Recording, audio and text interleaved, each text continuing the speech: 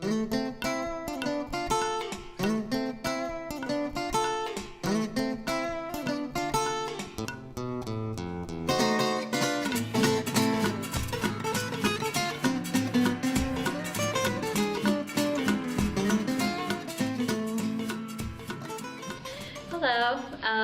We're going to be talking today about environmental intervention with an emphasis with sensory impairments. And basically, environmental intervention deals with changes that deal with the surroundings for these children and how we can best help them. So we're going to show you a few examples of what we can do to make that possible, but first we're going to start with definitions of what sensory impairment is and work from there.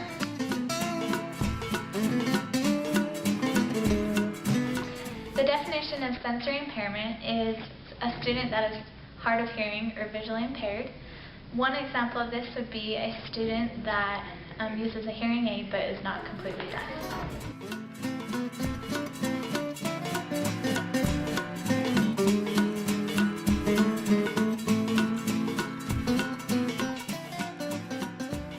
I represent a typical peer. We represent the hearing impaired. What? We represent the visually impaired.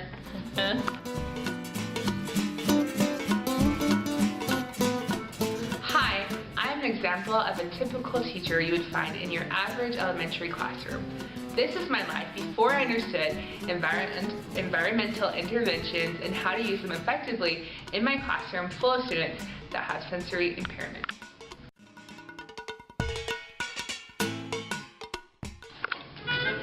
Hello, children. Today we're going to read a book while listening to some really calming music. So our book is called Doby Doby Moo, and I'm going to read it all the way over here. Oh, aren't these pictures lovely? This is such a great book.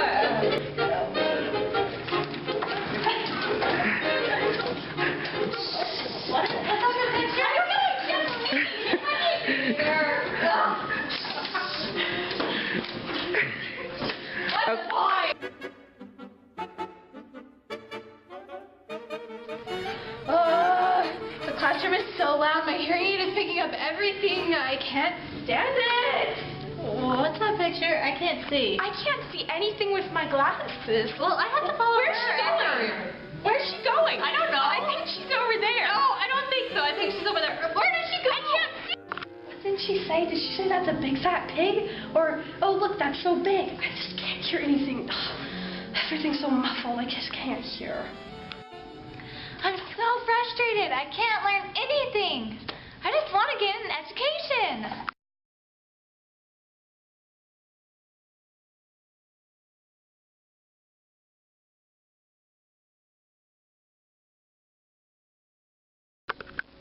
Once I began to understand sensory impairments that my students had, visually and hearing-wise, I was able to understand that there are things I could do within the environment of my classroom to change it so that my students could be able to learn more effectively. There's just little simple changes that I could do to be able to help them see better and hear better.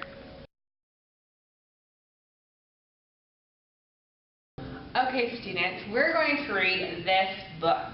Everyone see it? It's called Don't Be Silly, Miss Millie. And I'm going to use big, strong voice to read because this is a really good book.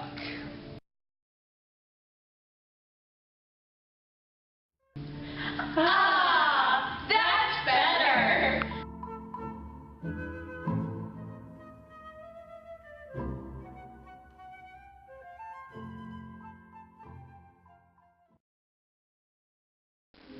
One environmental intervention that you can do for the hearing impaired is putting the student closer to the teacher so that they can hear better, and also having the teacher wear a microphone so that it's louder for the student as well.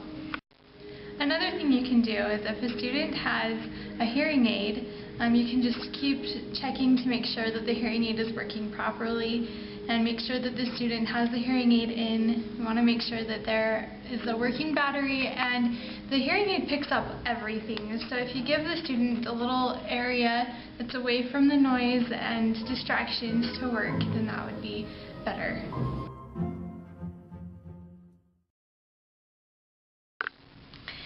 All right, so we are children with visual impairments, and typically we have 3 limitations that should be addressed within the classroom. One is range and variety of experience, and then the ability to move around, so if we're going to walk into things we may need to know, and then our interaction with the environment and just how important that really is for us to be able to move around. There are several different strategies that can be used for children with visual impairment. 3 of these are provincial seating, presence of stairs, and special lighting. And then another 3 is being aware of the room arrangement, so we are kind of aware like where the desks are and if we're going to bonk into any of them. And then another is being aware of distances that we need to travel, such as from the classroom to the cafeteria to the playground and then back to the classroom. So we need to be aware of that. And then another strategy is our mobility cane and how we need to use it in our surroundings so that we can be safe as possible but also enjoy our environment and where we are.